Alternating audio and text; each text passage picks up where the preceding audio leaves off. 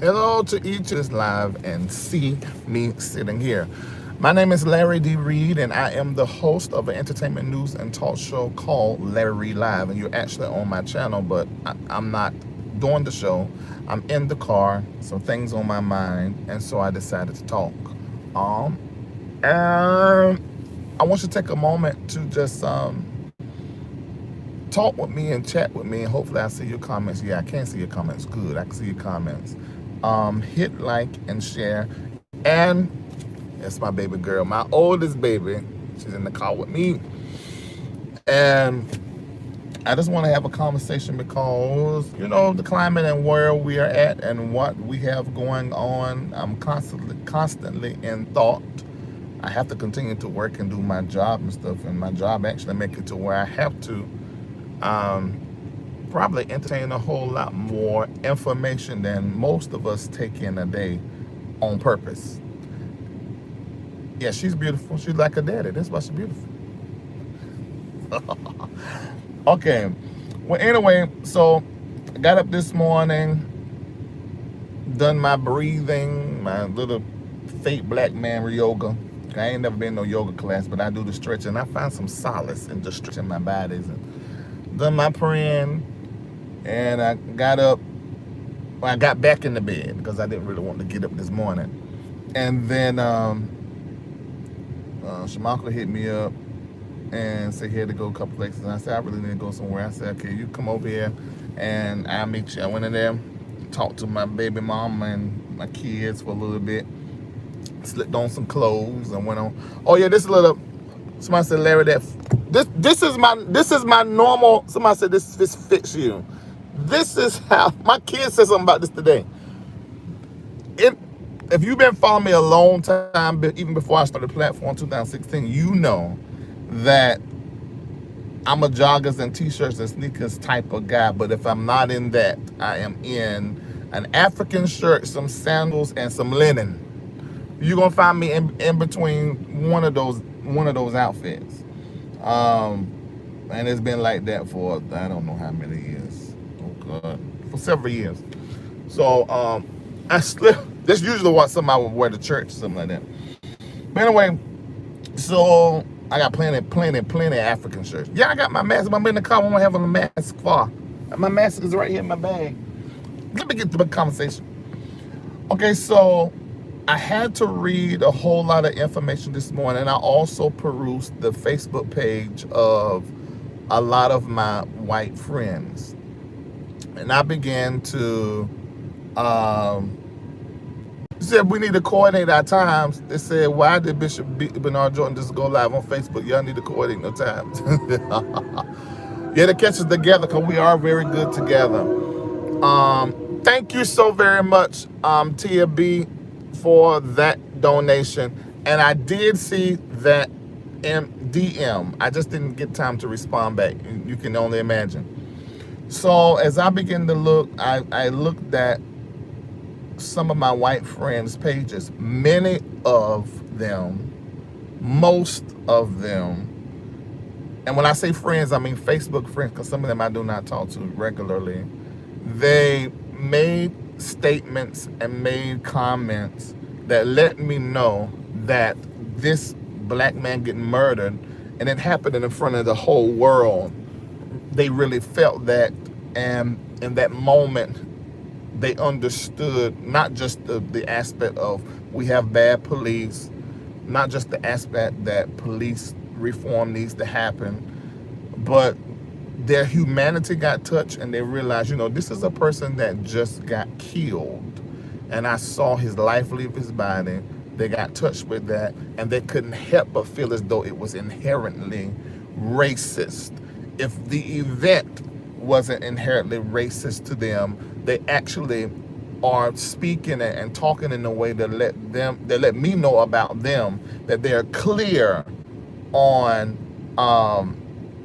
the racism that this country was built on. But then there are some of my white friends. I'm gonna get to the black folk. There are some of my white friends, Facebook friends, I see where there's a silence, Nothing is being said. They're posting like normal, and they're carrying on with their life. Okay, I understand that. I know it could be very difficult for them, their community. You got to think racism was created by the white man, and it has been perpetuated by the white man.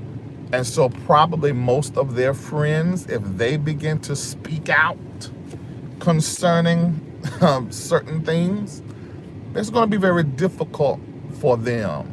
So I don't think all white silence is an enemy to me and my people. I would give people time to get with the program. Then the third group of white people, white friends, Facebook friends, that I'm not talking about the white pastors who are being silent and think that's a whole nother problem. That's a whole nother problem. But then there are, which I'm going to touch on right now, they're the white people that I feel as though that are terribly insensitive. Oh my God. The silence almost is vocal to me. The silence is talking so much. Thank you so much, April Moore. Thank you so much. It's so loud to me. And you may ask, how can you tell the difference between the white silence that is, they need time, they're going through a process, and maybe they're learning, and maybe they're realizing their privilege and everything at one time, and then the people who are being silent and it's so loud to you. I just trust my spiritualizations. I just trust what I feel and what I see.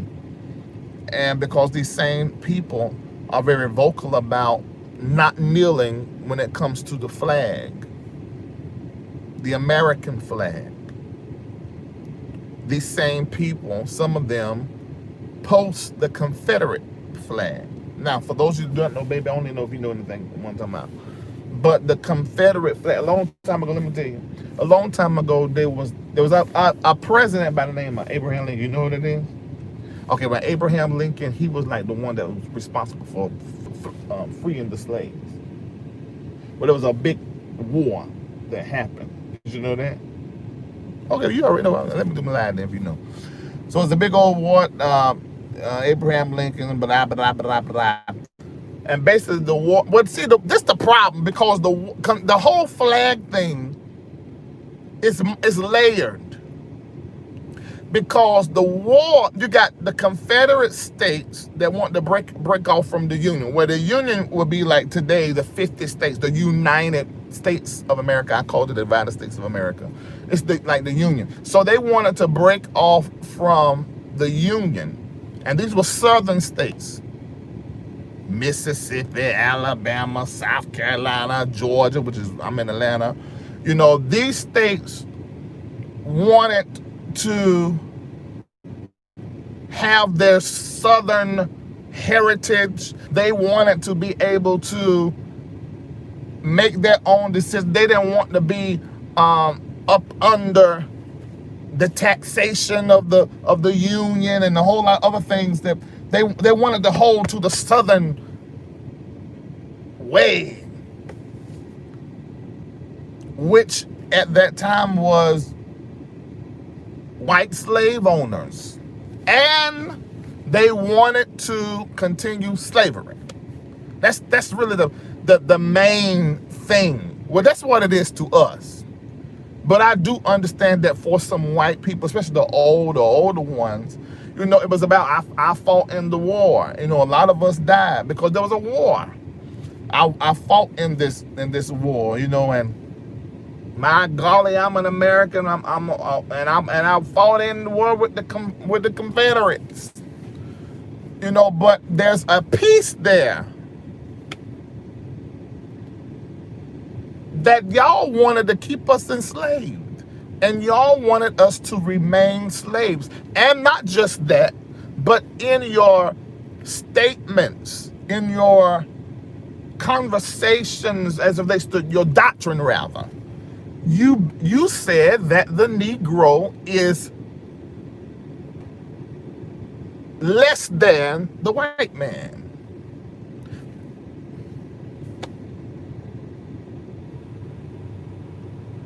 So that piece, and then also the piece that you wanted to keep the slaves, and then your Confederacy had a flag that represented all of that. And I understand the other things that your traditions and things that represented. That was an issue.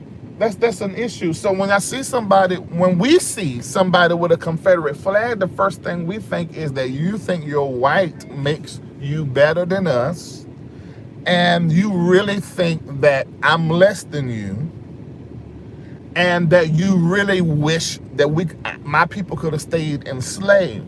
So that's what we think when we see that Confederate flag. If you fought on the Confederate side, you did not fight for America. You fought against it. I don't even understand why we celebrate defeated traitors. Okay, that's Benita B. that's saying that. She said that. Let me say what I said. Y'all she talk a little rough there. So after they lost, clearly they lost. Thank you so much, Aisha Brooke. Thank you. After they lost, that's really great to me. You got close. Now, let me take a moment. Get back there. Thank y'all. Every time y'all donate, when y'all see me go live, thank you for that. Because you already know me talking about this, there ain't gonna be no monetization from YouTube, because they're trying to keep stuff down right now. So they ain't gonna be. So thank you for that. But when they lost, it's almost, I'm from North Carolina. Now, North Carolina and South Carolina is two different people. Don't let nobody tell you they're the same. The Carolinas, no. I'm born and raised in North Carolina. North Carolina and South Carolina is two whole different worlds. Especially for black people in those areas. South Carolina is more racist. South Carolina is, you got the blacks there are less educated. It's just what it is. And a lot of them have financially are less, except for you got certain places like Greenville, Columbia, and South Carolina, and I want to say Charleston as it is. Some areas, that's not so. But overall, that's just the truth. I'm from North Carolina, so what I'm saying, I know it's the truth. But North Carolina do have racist in it. Ku Klux Klan is very strong there. I was raised up with that. But my generation, we didn't have a lot of that there. Although you may have some of the white friends who may joke and have the NIGGER jokes, or play, and we might well laugh back at it. But our parents were really the ones that were involved in doing the integration of the schools, and some of them were racist and prejudiced. Thank you so much, Ricky Smith. Thank you. So North Carolina is much more, I'm not going to say a good word would be progressive than South Carolina even today. So when they lost, I don't think North Carolina came into the Confederacy right there at the end, but every state, I can't say that every state was in it for the same thing, but the doctrine and this whole slave thing and the Negro being less, that just doesn't work. And like Benita says, I'm gonna echo what she said, you were sort of fighting against Abraham Lincoln and the country, because he abolished the slavery. They lost. So when they lost, even today, now I haven't been there in some years, but even today, in certain areas of South Carolina, I'm sure of, I'm not sure about North Carolina, we still have to see these houses that have the Confederate flag. There's still places actually in the Carolinas to where you can see where it says coloreds and whites, to where now they change it to men and women. You can still go to some of these places, like Parker's in Wilson, North Carolina. A lot of people don't know this, which I love to eat there. That was the white people spot, and the colored people had to go in the back. Still to this day, the people that go in there and eat are typically the white people, and in the back, the black people stand in line still. I just done that last year with my father. It's racism. It was just the effects of it was just yesterday. So when we see a Confederate flag, and this came up some years ago around the time of black men dying, for black people, and I really want my white people or white friends or to understand this. I'm talking about the white friends who are very vocal about the American flag or the Confederate flag, but then silent on the issues as relates to that America sort of was built on. There was an Indian massacre and then a black man massacre. Now, mind you, only the black men were slaves in our country, but the Native Americans, they were killed off as well. Millions of them here in the country for the white man to take over. Now, they sort of made it halfway right. Thank you so much, TD. Made it halfway right because they gave them reservations. They got their own banks and stuff going on, but we never got anything. So I want the insensitive white friends or the insensitive white people on social media for you guys to at least understand how that flag can mean for us something that is inhumane and horrible. And at the same time, I understand, and it's important for you to understand that now. And I know some of you may feel like, well, why we always got this thing? Well, you have to look at the history. We were your property. And those things are still in certain institutions here. And so you have to understand it. The human in you has to understand it. Thinking about somebody who's been abused, maybe sexually or child abuse or domestic violence. And what would you require of them? How would you handle them? Because they have been in pain. Would you tell them to go and sit with their abuse and just forget all about it? Because that's what they used to do. You have to think about the trauma.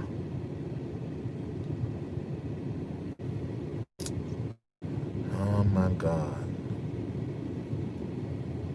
Interesting. And so that, and then this is what I said. Let me say this to my black people, to my people. Don't let first let me say this. Being pro-black is a need. And I want my white friends to understand this, or white people to understand this. That black people need to be pro-black now. Like James Brown said, I'm black and I'm proud. And the white folk will be dancing to it because it's good music. And I'm sure that some of them possibly not understood, that the black man hasn't had a great way in America.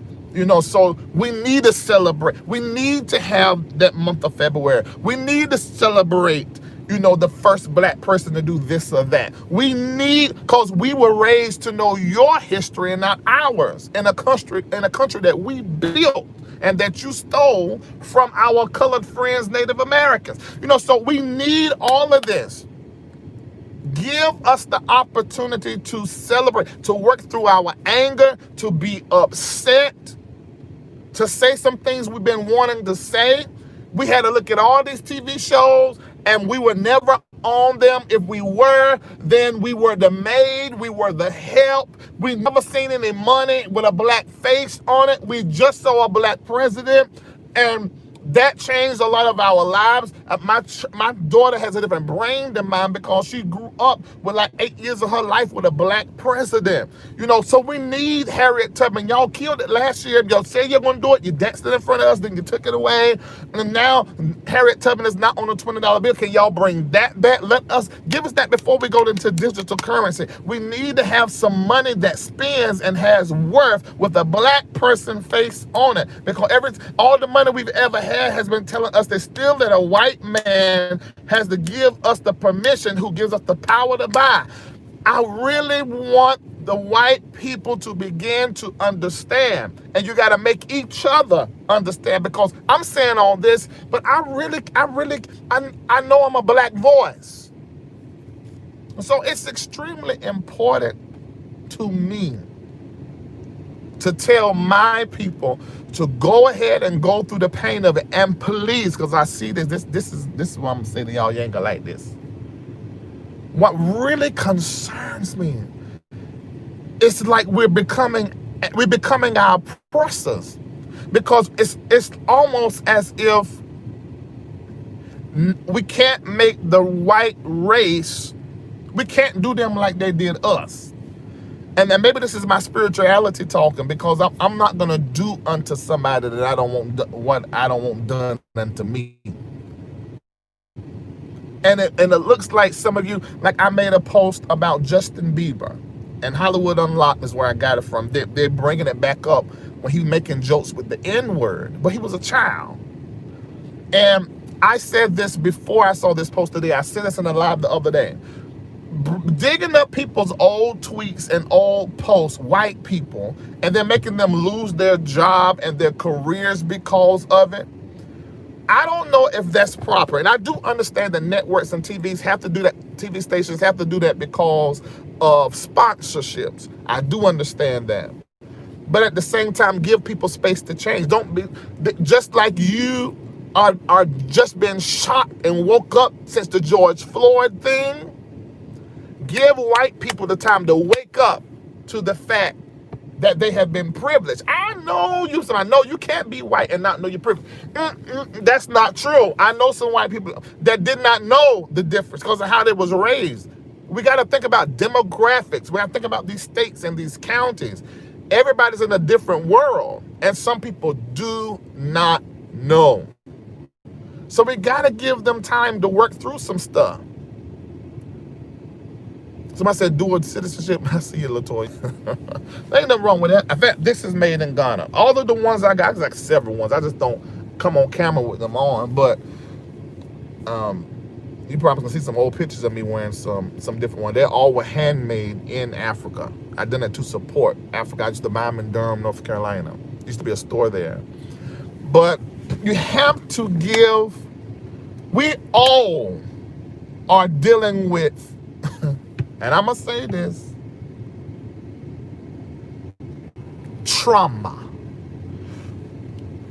We're dealing with trauma, especially the black people. But we are dealing with trauma. Everybody is. We saw somebody get killed on camera. Just for that reason alone, we are in a traumatic state right now as an entire country. We are. And it's waking up every traumatic event and experience. I'm remembering stuff that happened to me because of my black skin I just threw away. And we're all experiencing this. We are. And we have to give white folk the time. And white folk, you gotta give black people the space to be mad, to walk through that, because we never had no voice. And we weren't able to express this.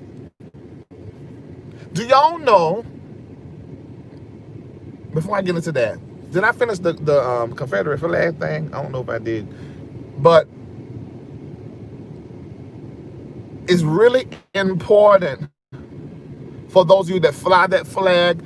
And you think about this, we had the slave traders that are what's that white preacher name? Rod Parsons used the word too hot. The framers, he called them the framers of this country. These people, oh my God,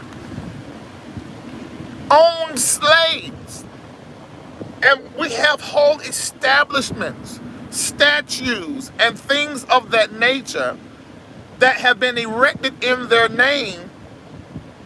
But these are people who owned other people and said that they were less than the other people. Okay, we gotta address this stuff. The system needs a reboot. It needs a reform. Let it begin to take place. I don't know if y'all can hear me or not because I had to turn this arrow up because my phone got too hot. I understand what the Confederacy may mean for you. Fighting back against the power and the system. I understand that. I understand that. But that's not all that the Confederacy was for.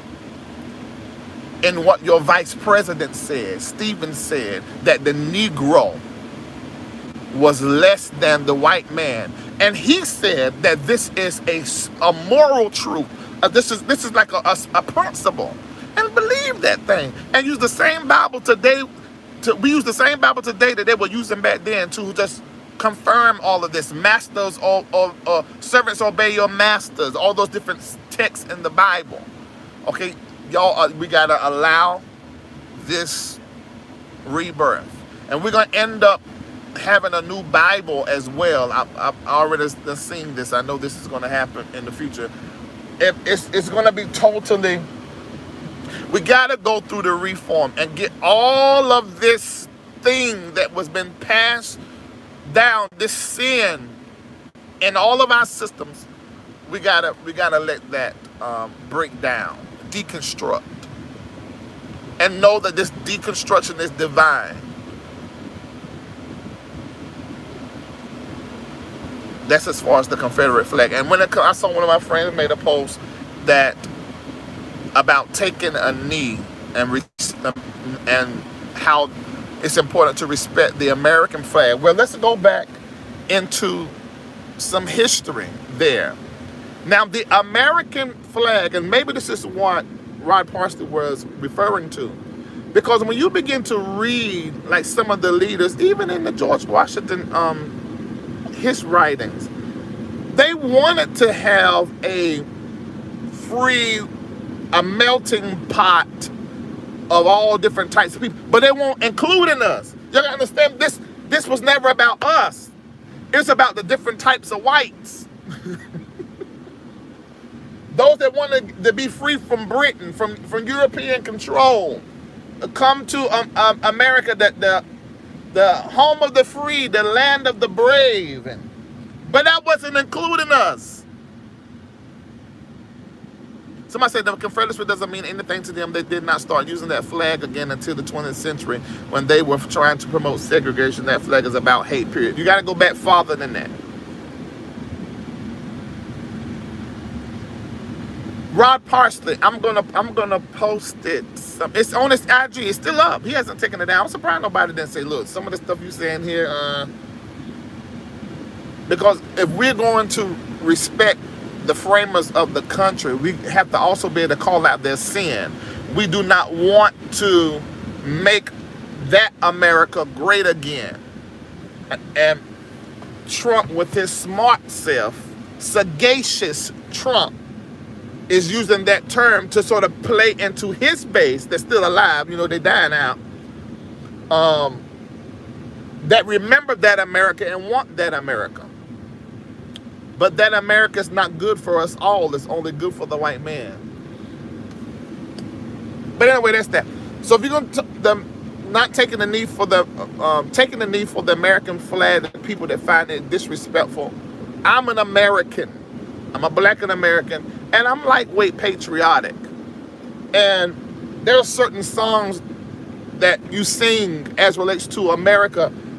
Oh, say, can you see? That ain't really never been one of the ones. And when I went and studied it, I see why. But it's like, oh, beautiful for spacious skies, for amber waves of grain, and other things. You know, growing up, this is America. And then when I began to travel to other countries, and when I was pastoring those 20 years, I had churches in other countries, and I would go over there and preach, and I really, really enjoyed those other cultures, but it let me know that I'm really an American, because I love America.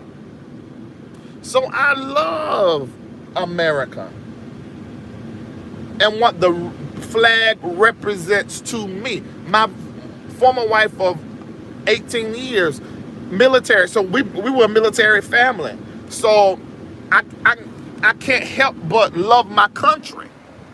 I can't help but look. I love my country. I'm telling you, I absolutely love my country, and I am patriotic. But that does not blind me to the sin that my country committed, and is still committing. committing, not just against the brown and blacks, but even other different people, the trans community, the gay community. It may not be a situation of race. No, I mean, it may not be a situation like what black Americans or the Indians and stuff here in America, but there's still some discrimination that is going on. I know my country and how it is. I'm clear on that. So I understand my white friends and say, respect the American flag. I understand that, but we need the flag respected and we need the flag rebuked. What it symbolizes. America ain't all great and hasn't been all great. There's some sin that needs to be exposed, repented of, and then changed. That means we got to get down into the policy and start changing some stuff. So, man, you don't know how it feels to be black in America, except that you are black. And I will be considered an affluent black. And I don't care how much education I have, how much zeros it may be in an account, or what I have owned. I've been on the top and I've been on the bottom. I was still black. I remember I was, at the time, me and the woman that I was with for, married over 18 years to, we had a little space in there where we weren't together. And so I was going to marry this other woman. I asked her to marry me. I put a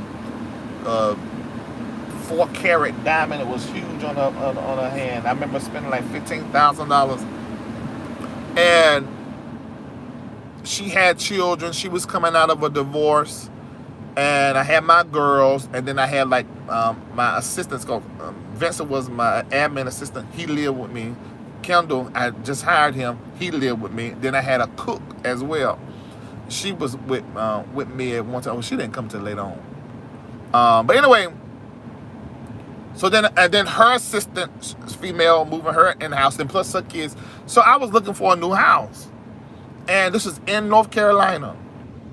Well, I found this beautiful house with 12 bedrooms, had lots of space, swimming pool. It was just off a lake. It was beautiful. And I said, okay, this is great. And it was for lease. And I said, I only need it for like 2 years because we want all stay together in one place. And because one wanted to get her own place, but we're going to do it step by step. And so I had property in North Carolina and I was renting it out. But I was going to go, I was staying as a single man when I met her in a townhome right behind Triangle Mall, I think it was, in Durham, North Carolina.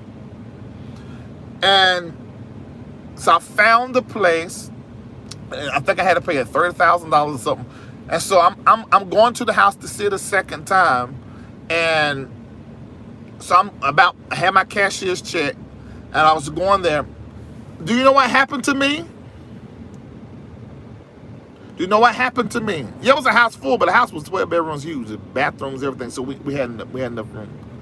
I needed it. It wasn't like I wasn't trying to floss. We needed it, and we were running churches everywhere around the country and flying all the time. We just, this is what we needed at home. Do you know what happened? Now, I had a great realtor. She was an old woman, been in North Carolina for years, her and her husband. I want to see her live. I did an email session because she was fragile then. She said, Mr. Reid, I hate to tell you this. She got a call while we was there the second time. She said, your credit was fine. You know, I had to do a letter for the account to show what was coming in that I can afford the place. And, you know, them letters your bank have to do and stuff. What's wrong? You got a problem? I'm hungry. He's taking a little while in there. She said, I'm not supposed to tell you this. She said, but I have to tell you. She said, I have to say, because I love Jesus. And I have to tell you the truth. She said, and what I'm telling you now could make me lose my what's the name. What is this child doing in there? take them forever to do this. What the world? Shamako, Yeah. what did you have to get? You got to spray. Get my bag. The alcohol. No, there's somebody else in there. He was broke by himself. See, this is what y'all have to do when you come into these things. Give me your mask. Hold your mask out so they can see what they need to be doing. Hold the other way. You got to do the front side. This is alcohol, 70% isopropyl. And then you do just like this right here. Because that spirit. It's cold. Yeah, you might be cold, but I don't want corona. Ready? So she came. Yeah, I'm ready. On Walmart now. You still live? My phone went out for a little piece because it was too hot. Where's Walmart? Somebody said, "Hey, Shamako." Hello. Y'all didn't? Y'all spoke to my daughter, right? Yeah, I'm so hungry. So what ended up happening was you need to go there and like make a left and straight down Hammond. She came back to me, Chauvin. That's her last name, Chauvin. Oh, SCHVO. Anyway, she said, Mr. Reid, I will never forget it. She said, Mr. Reid, these owners, it was really funny because she said, I love Jesus and the Christian and everything. She said, these owners are effing racist.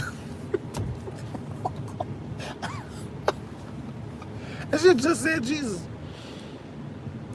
She said they don't want. She handed me back my $30,000 cashier's check. She said, you can't have it. She said they found out. They Googled you, find out who you were, find out you're a black man, and they don't want you to have their house. I said, but I own a house here. What they feel like I'm gonna tear the house up? She said yes. She said this. They feel like you're gonna tear up the property. She said everybody in this neighborhood is white. What does she say? She said she read off some stuff, but I didn't even really think about that. And I remember another thing. See, at the time, and because of the income bracket I was in, that there's a privilege that comes with that.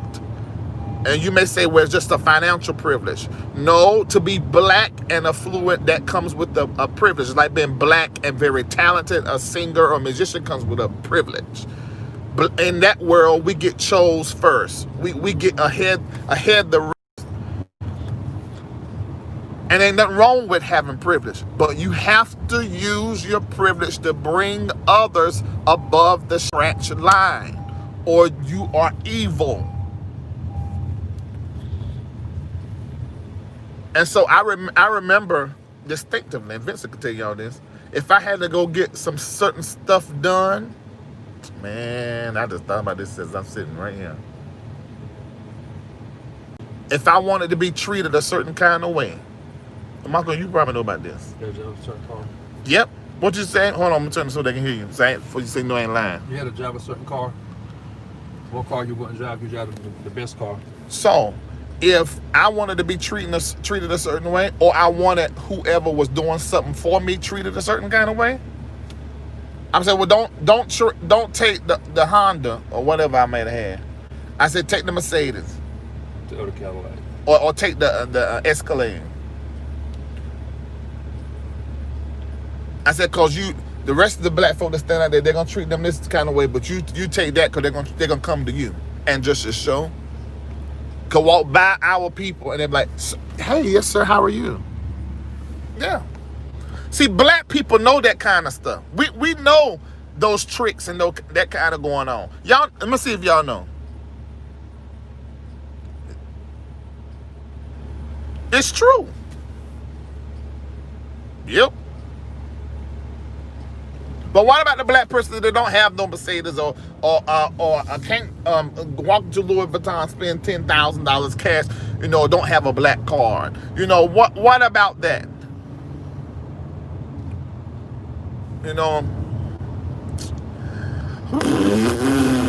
It's a lot, a It's lot. cold in here.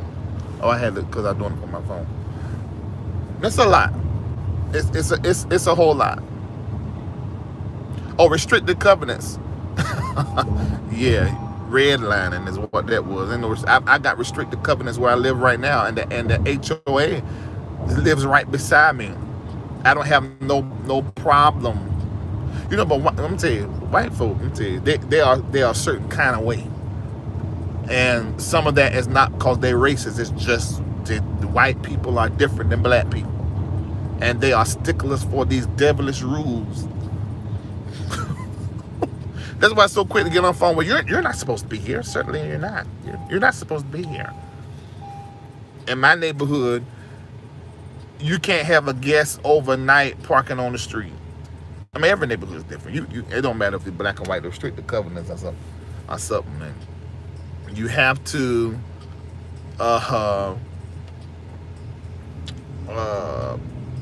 mean, it's all kind of different kind of stuff. But these folks have been living there for 30, 40 years, and they got $1 million house paid off, and raised their kids, and you know. So it just is. I don't have no problem with it, you know.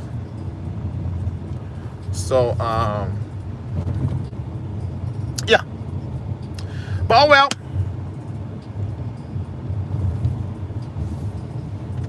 It's in their DNA, just like slavery is in ours. I would have to agree with that. Because my white friends have told me that. So that's just how we are. Well, y'all would be proud of me. I've told off of my office 2 weeks in a row in a staff meeting. They keep bringing up racism. Well, we got a lot of teaching to do to our people. And some white people will ask us to teach them. We should do that. As it relates to racism, it's something that they have to fix. It's some information that they need to come into awareness of, not us. They need to come into the reality of their privilege and how they've enjoyed it and used it. Even the poorest amongst them still have white skin. And there's some things we gotta fix. You know, it's a shame. Now, I'm talking to us now, and I'm us, so don't even come say nothing to me about what I'm saying, us, and then turn off the camera. No, I'm gonna talk about the good and I'm talking about them too.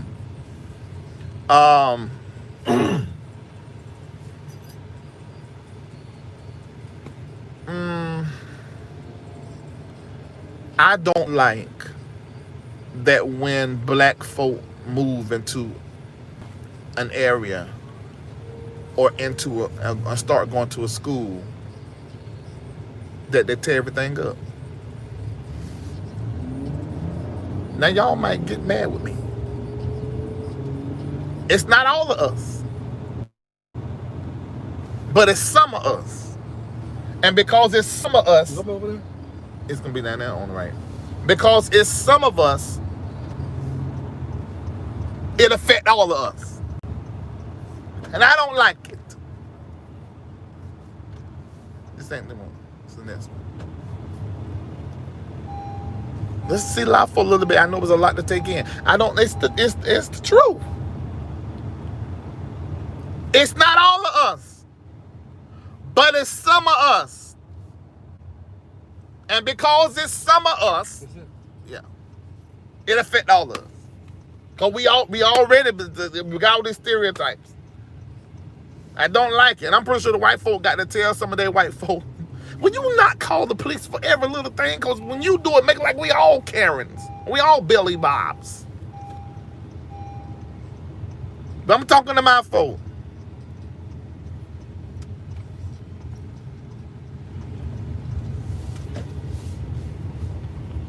I'm going to say this here. Yeah, I Those be the all the ones that... Yeah, I'm going to say this to you. Y'all know it's in our culture to be loud, right? Oh. You know that, right? That Talk loud, play music loud, laugh loud, everything. Fuss loud. But when you in the white folk neighborhood, can you try not to be as black as you are? Wait a minute, I'm talking to black folk. It's not all of us. Because some of us was raised a different way. But see, like I'm loud right now, hollering for no reason. I ain't got no reason to be talking this loud. I mean, what? But I'm loud. Hannah? Yes. And it don't make no sense. Stupid. But just because I can't be so like, well, I'm this is how I am, and I'm just loud and that. Should have told me. Let's just consider y'all know white folk nervous. White folk nervous is like this. They can't take too much and all that loud talking and something. What is it? What? Is she gonna move? Marco.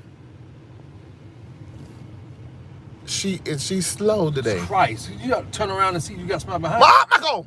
What is she doing? Marco, I don't think she will. I make her well. Is it? It might be. Call him and see if he's here. Because he said he was, he said he was, I think it was him. And, anyway.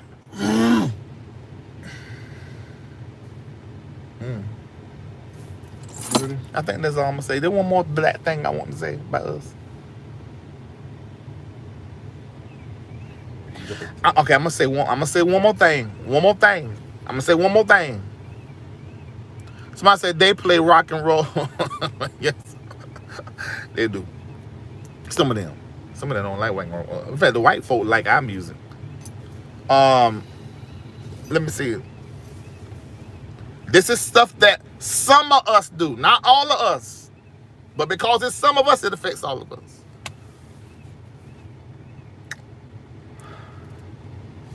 Wait a minute, Marco.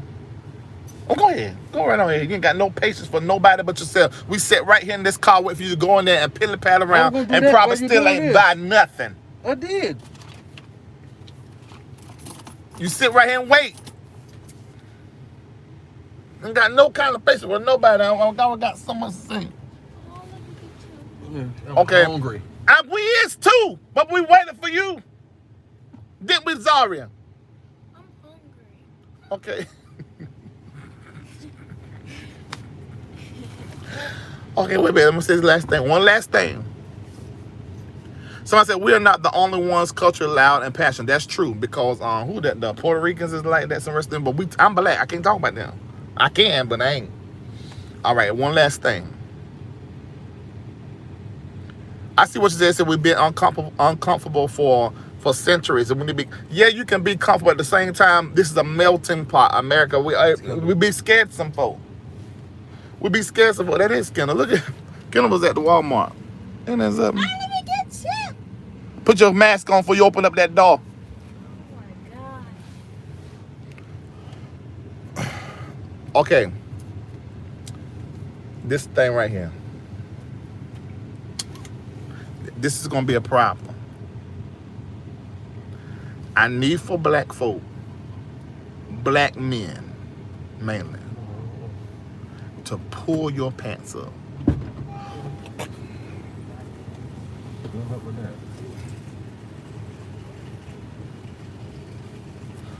I know it's what's the hip hop music thing? I don't know where it came from. This somebody said it came from jail to let you know when you want somebody to poke in your bread basket. I don't know, but this that I do know, that don't help nothing. In fact, I want even the white boys to pull up there because they just started doing. Comb your hair. I know there's certain styles we wear, and ain't nothing wrong with being ethnic. Your dreads and all that kind of stuff, but line it up. Line it up. Make sure it's neat. Pull your pants up. That I don't think is good for us. Now, it ain't all of us. It's some of us. I don't think it's good for none of us. What you think? I hate it. I didn't ask what you hate. What you think about it? But what? The pants or the Pants. hair? Both. I told you I hate it. So what else you want me to say? I'm so sorry for y'all to see this spirit like this. Michael, you ought not be like that just because you get hungry. But that is us. That's how we are. I think that's it. I'm gonna let go. But our hair is beautiful, our skin is beautiful, our culture is wonderful. There's nobody like us. We are beautiful people. But in our becoming black and pro-black and loving who we are, we gotta also think about everybody else. And being and celebrating who we are does not mean that we have to hate our white brothers and sisters, because that ain't spiritual. All right, I'm gonna let y'all go. See y'all later. All right, I hate